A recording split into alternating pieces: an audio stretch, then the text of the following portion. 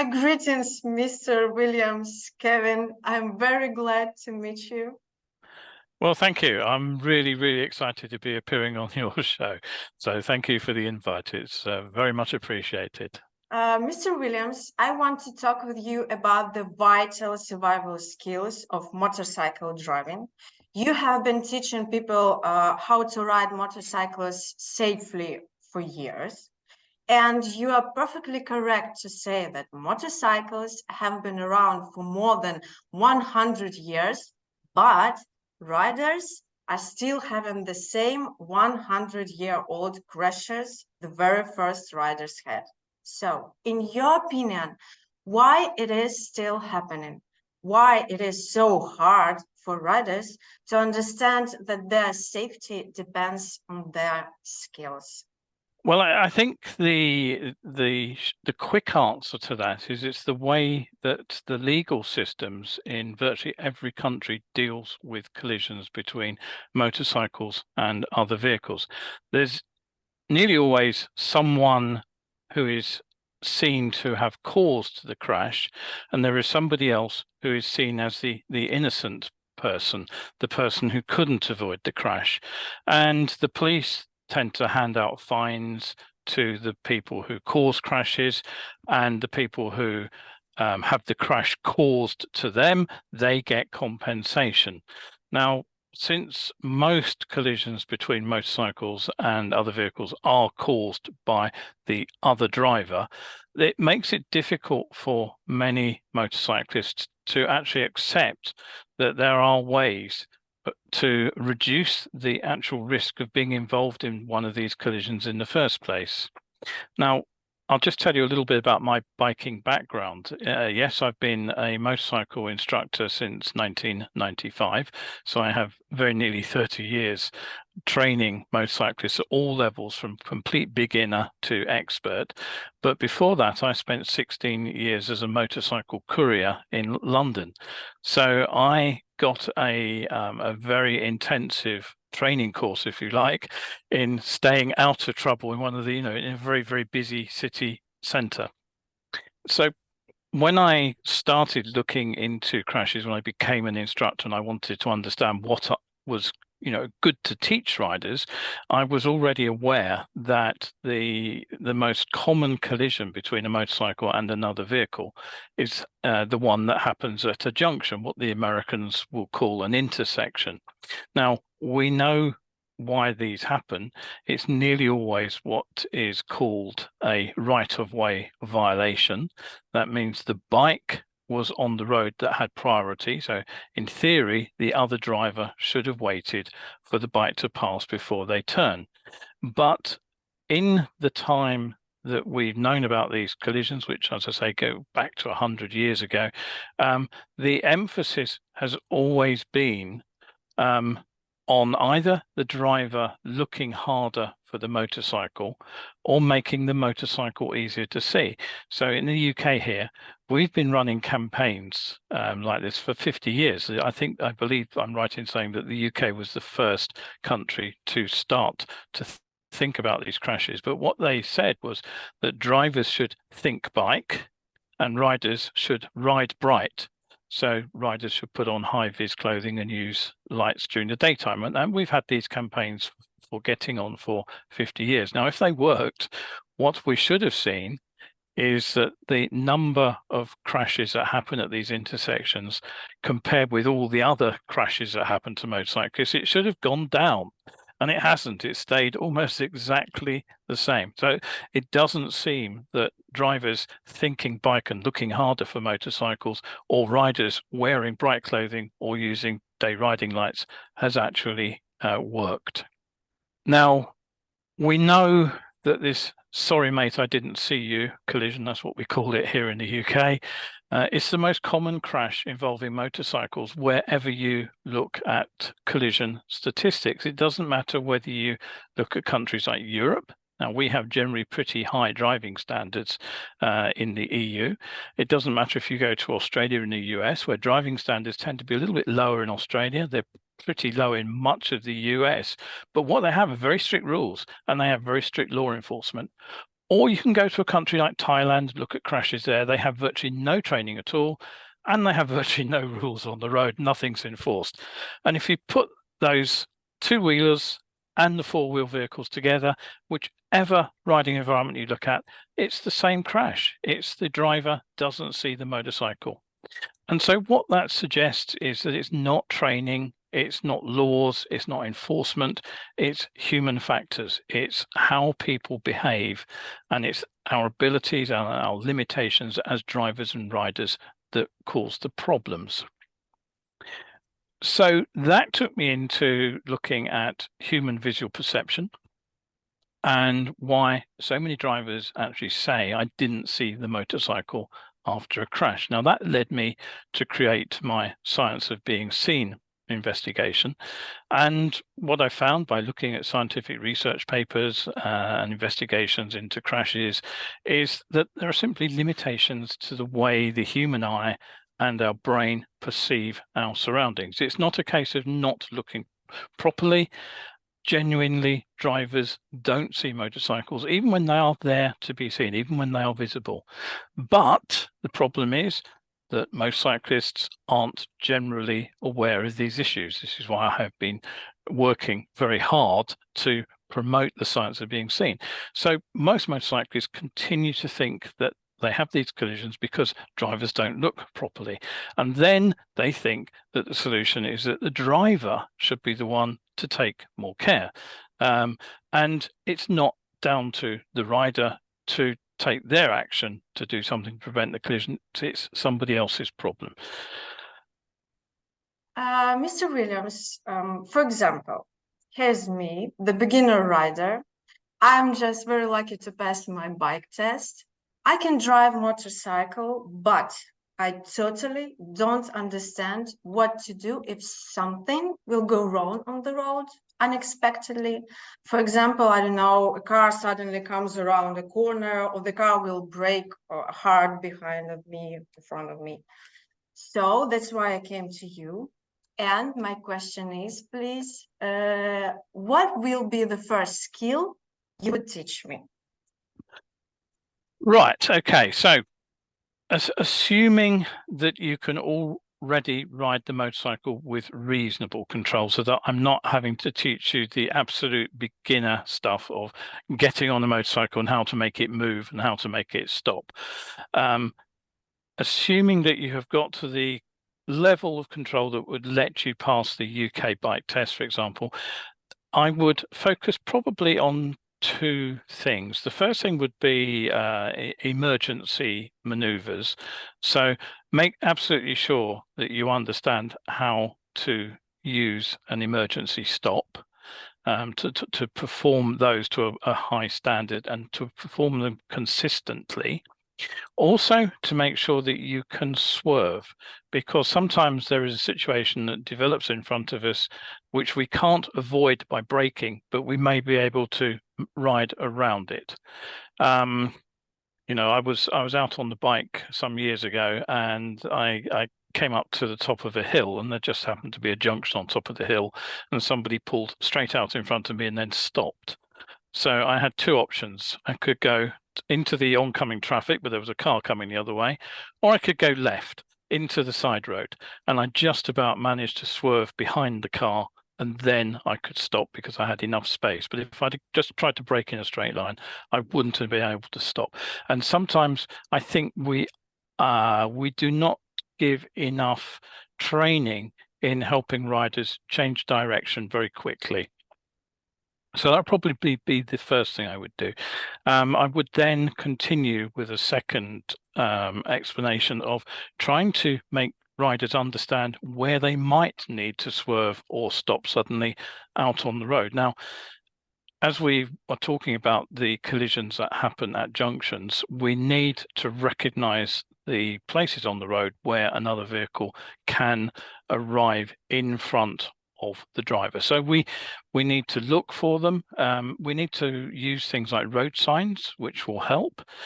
We need to use the sort of little clues that we can very often see. We have a lot of hedges in England, and there are very often, when you're out on a nice country road, you're enjoying the bends, and then there will be somebody's house at the side of the road, and potentially there is somebody coming out of their driveway, or maybe turning into their driveway. But you can usually see the house over the top of the hedge. So once you know there's a house there, you know there's a place where a vehicle can turn. And there are lots of clues that we can use. As I say, there may be wires running across the road to the house, which will tell us there's a house there. People tend to be very proud of the front of their houses. This applies right across the world. People will, mow the piece of grass and plant flowers outside their house. So you now know there's a house there, and it's not just another field. Side turnings generally have signs. If we look for them, they're there to be seen. So there are a lot of clues that we can use to understand where vehicles turn in and out. It's a little bit more difficult in town because there are a lot of places where vehicles can turn in and out in front of us. But those crashes, generally speaking, are fairly low speed, and as a rule, they're not the places where riders die in these crashes. If we want to stop riders being killed in crashes, it's the fast roads where people are enjoying the speed. There's nothing wrong with that, but we have to remember that we might have to stop very suddenly if something suddenly appears in the road in front of us. So those are definitely places to look for these crashes. So first of all, know how to stop and how to swerve, change direction quickly. And secondly, know where we might have to use these skills. That's probably what I would be starting with on any course of training for somebody who is relatively new to riding. Thank you. I understand. So actually, I need to think before of something happen on the road. Yeah. Yeah, absolutely. If you can imagine things going wrong, you'll be a lot quicker to react when you see the problem for real than if you simply assume that you're going to have a nice day out on the bike and nothing can possibly go wrong. Thank you. Okay, Kevin, tell me please, does your program has some kind of levels or of riding skills that I, as the rider, need to pass through step by step? The answer to that is sort of. I do have different training courses on the road for different skill levels. So to start with, I offer something called a confidence builder course because that's what I'm aiming to achieve. I'm aiming to help a rider get to a better level of confidence in riding their bike. So this course is designed either for someone like yourself who's maybe has just passed their bike test and so they're fairly new to the roads. It could also be for somebody who has had maybe 20 years away from motorcycling and has now decided now's the time to buy a bike and go out and enjoy the freedom of riding a motorcycle. Possibly it's to help somebody who has changed their style of bike. So, not too long ago, I had a rider out who had just switched from riding a sort of sports bike to a very big, very heavy cruiser.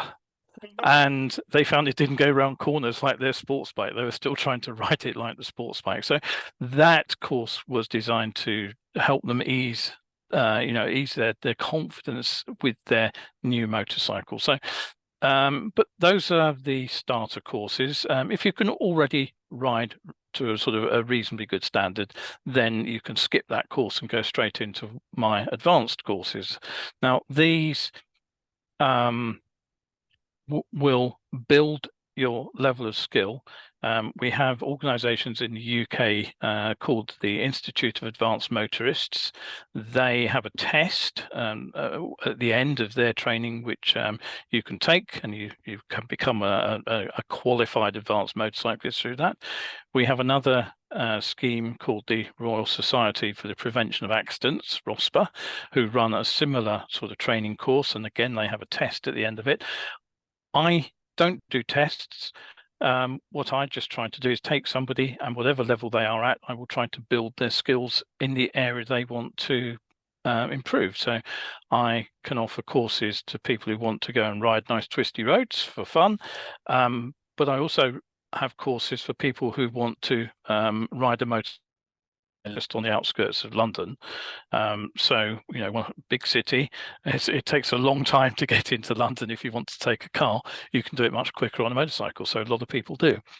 But I don't only offer courses on the road. I also offer a range of online training courses as well. So you can pick a course that I've already prepared, which might be something like a steering technique, or it might be braking, or perhaps cornering lines, so that you know, you think, okay, I'm already pretty good at my braking and I can steer, I know how to do that, but I'm just not very good at getting around corners. So you can come and spend an hour with me online while I will take you through the ideas. The important thing, what these courses also include, are practical exercises.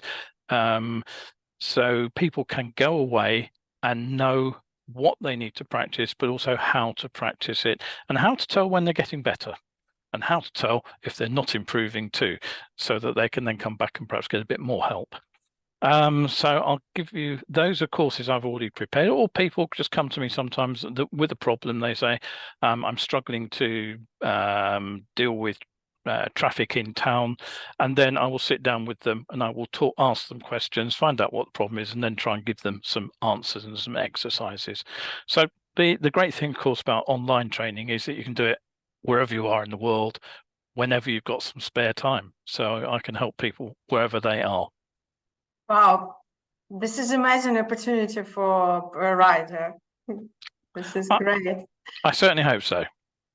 Okay, Mr. Williams, you say about confidence. Self-confidence often depends on the fear that the rider may experience. Am I right on the road? Yes. If you're suffering from fear, the general reason for that is that you don't believe that you can perform a specific task well. So, for example, some riders will have a fear of cornering when they get to the mountains.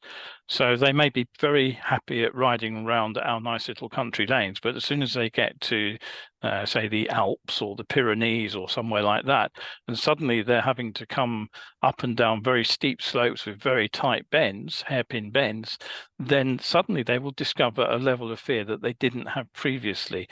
And that comes back to confidence, and the confidence comes from knowing the answer to the problem in front of you. When we come down a hairpin bend, come down a mountain, for example, one of the big problems is that if we overshoot, we go off the edge of a big drop. That is scary for a lot of riders. The first time they come down a big mountain and suddenly there's just a big empty space in front of them, that is quite terrifying. So the answer is to absolutely be sure that you can slow down and get all your braking done and get the speed down nice and low, and then you know how to get around the hairpin bend. And that means things like being able to steer, being able to have confidence to lean the bike over, knowing how to use the brakes to control the speed through a corner is really important when you're going down the hill, and knowing as well where to look. It's we tend to say you go where you look, but you actually, before you do that, you look at what you're afraid of. So if there's anything that you're worried about on the road, whether it's it's that big drop over the edge of the hairpin bend, or whether it's a car pulling out in front of you at a junction, we tend to look at that and then we tend to ride into it. So the answer is that we have to know before we get there where we're going to look. So we have to know as we come down the hill that the place to look is not over the edge of the cliff, but to actually turn our head and look round the corner at where the road goes next. And then we keep our eyes there. Similarly, if there's a car that's starting to pull out in front of us, we don't look at the car, we look at the way that will take us past it. So overcoming fear is about having solutions to problems. It's about trying to prepare for any situation that you're likely to come across before you get there. There is a technique that you can use for this, and again, this is something I talk about when I am training people, and this is from sports psychology, and this is the technique of visualization. Now, you cannot practice for a car pulling out in front of you. Well, unless you ride in London when it happens 2 or 3 times a day. But generally speaking, the first time that happens to a new rider, or simply a rider who hasn't been in that situation before, they can be quite experienced and never have it happen. It's a real fright. You're really scared, you're really shocked, you don't know what to do because you are taken completely by surprise. So the answer is to use this technique called visualization from sports psychology, where you just simply sit back in your favorite armchair, close your eyes, imagine you're out for a nice ride, and then imagine a car pulls out in front of you, or that bend suddenly tightens up, or something goes wrong. But then what you do is you imagine how you are going to deal with the emergency, so that on your imaginary motorcycle in your armchair, you ride yourself out of trouble rather than riding into it. And the clever thing about this is that the brain remembers that as an experience, and next time you're in a similar situation, it'll actually recall how you dealt with that problem in your imagination, and then you are much more likely to be able to pull that the rabbit out of the hat, to be able to perform that maneuver in that surprise situation without getting trapped into the course of action that you don't want to perform, riding into the car, riding off the edge of the cliff, because it happens. Sports psychology has a long history. Unfortunately, the England football team were very bad at learning about it, and so that's why Germany keep beating us on penalties. They practice in their heads. We practice kicking the ball into a net, and it's the ones who practice in their heads who win. How much time will I need to get the full package of survival skills of motorcycle driving? Right, okay. It's really up to you. I mean, I'm always happy to spend as much time as anybody wants to work with me. However, I know that people don't have limitless amounts of money in their pocket. So most of my courses are either 1 or 2 days long. So we would spend a little bit of time working online like we're doing now, so I can meet and talk to people and find out what they want to get out of the time when we are actually together on the road. Then we would go out on the bikes and we would work through some exercises to help them improve in the way that they want. So 1 or 2 days are most of my courses. I do offer a 4-day long course to give people plenty of time to do whatever they want. I can cover all aspects of riding, from riding in cities and towns to riding on nice hilly, twisty roads. Sometimes I run courses away from where I live in the southeast of England, which is fairly flat. We do have some hills, but nothing very big. And I would take people, for instance, to Wales, where there are some fairly big mountains, we have a nice area called the Peak District in the sort of north of England, which again is quite hilly and has some fairly twisty and hilly roads. So I can run courses for people who want to do something specific like that, but I also offer very short, just 2-hour-long courses for people who've got a specific issue they want to deal with. Maybe they only want to improve their emergency stops, so I would just run a very short 2-hour course where all we do is go out and do some emergency stops. Or maybe they want to improve slow riding. That's another problem that crops up fairly regularly. Can it depend on how smart I am? Well, yes, I would say that sometimes some people progress faster than others. It's interesting how people do pick up skills. One of the things I've learned over the time I've been a rider coach is that there are different ways to try to explain to people. So some people I can give a verbal explanation, as I'm basically doing here. I can tell them what to do. For other people, I would have to draw a diagram, and then they can see what I want to do. I could show them a video of what I want them to do. So I usually have, well, I always have a notepad, and I have a phone with some videos and things on it, and I can draw on that or on the notepad.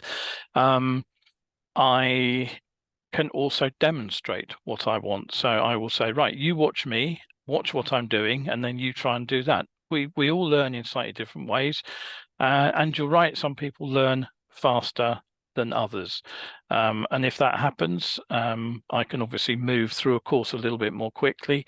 If someone is really struggling for some reason to pick a particular technique up, then I will take as long as I need to.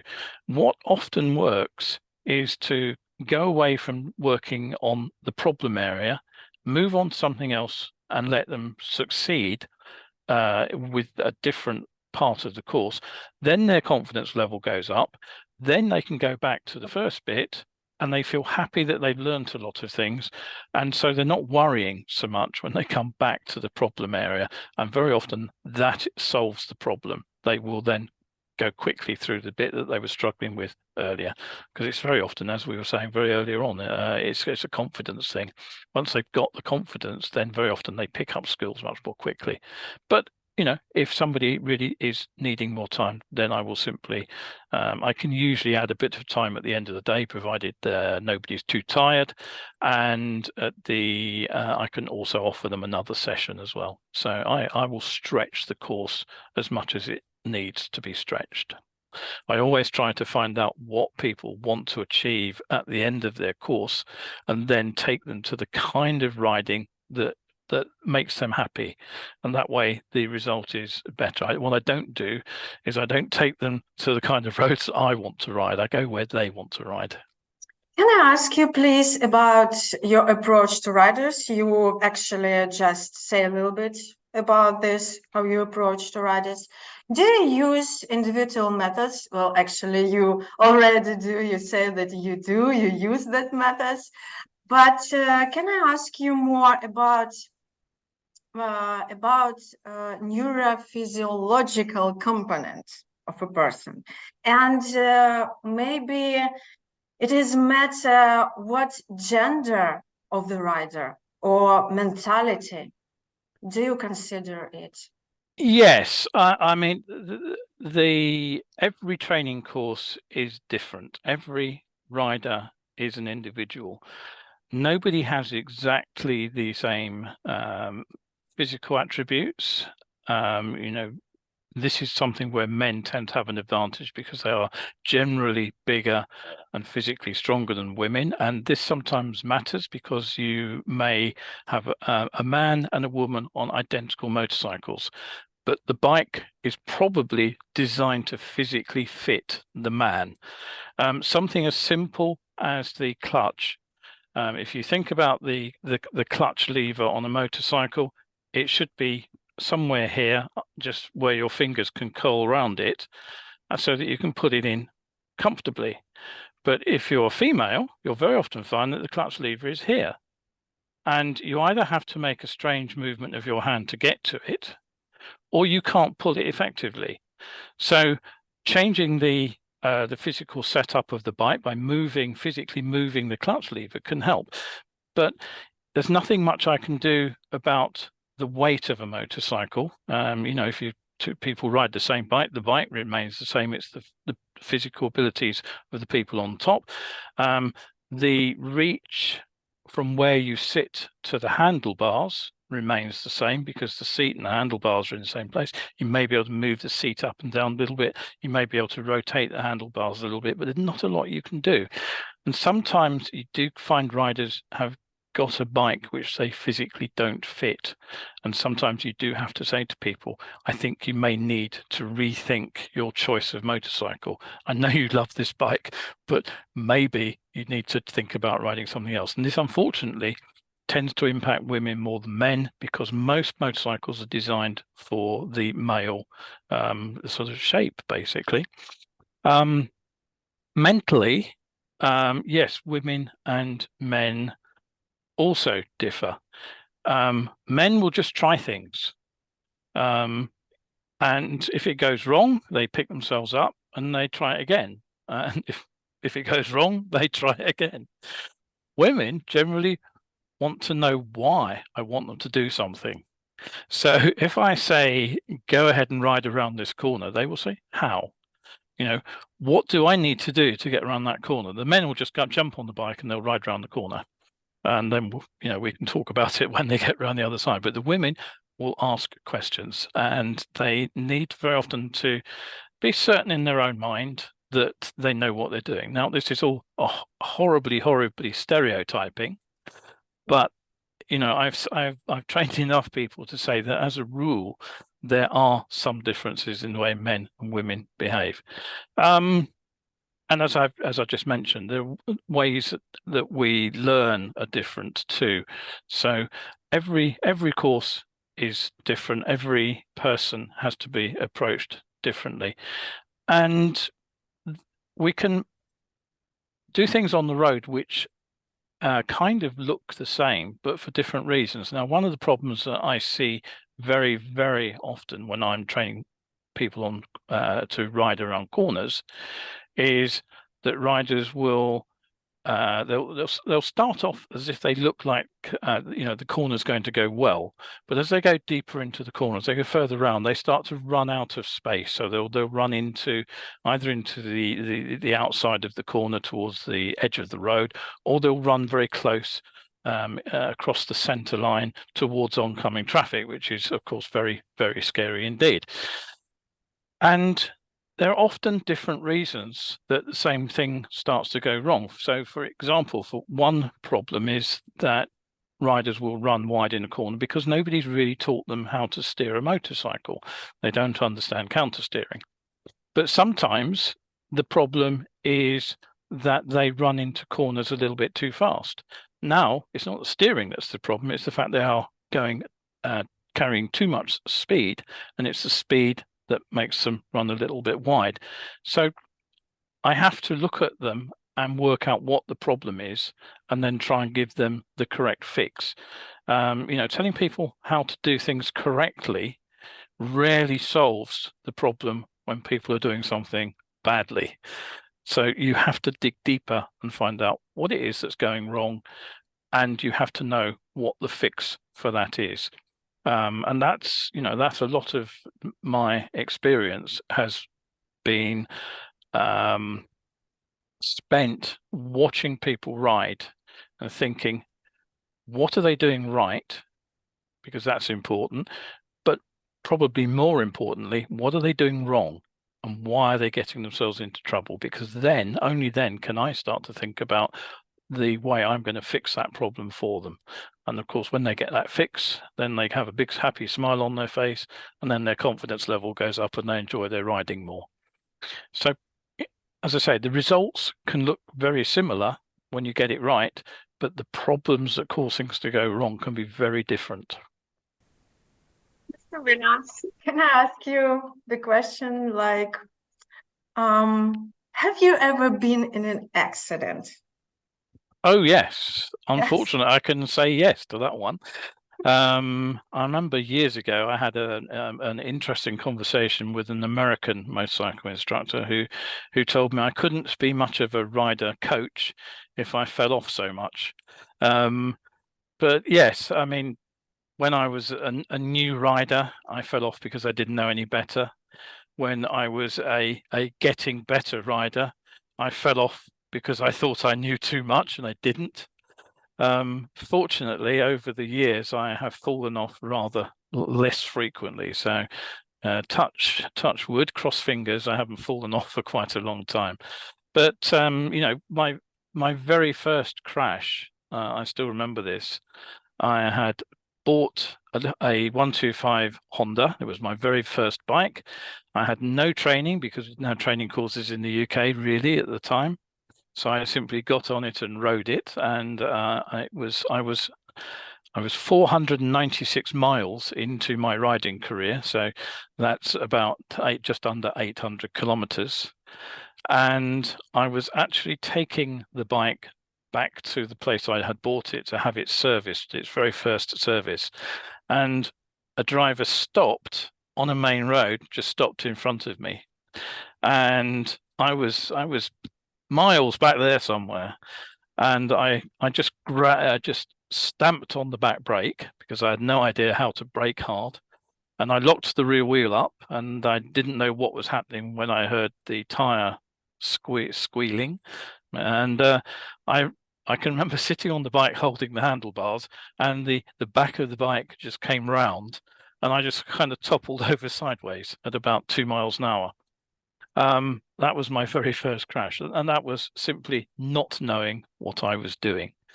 But I've also made some silly errors as well, where you think after the event, yeah, I shouldn't have done that really. You know, we talked about cornering crashes. When I was very lucky on one occasion, I was out for a nice ride with a friend of mine. He was some distance in front of me, and I couldn't see him. I was trying to catch up, and I came up to what I thought was a bend going to the left, and it turned out to be a much sharper bend going to the right. And what I could see in front of me was actually just a scenic viewpoint with a view over a cliff on a river. And I went straight in, and I was very, very lucky to stop before I hit the wall, because if I'd hit the wall, I would have gone into the river. Thank you very much, Mr. Williams. It was so interesting interview. Thank you very much for taking the time for our interview and for all your explanations. You're very welcome, Maria, and thank you for the opportunity to talk to your audience. I'm very happy to do so.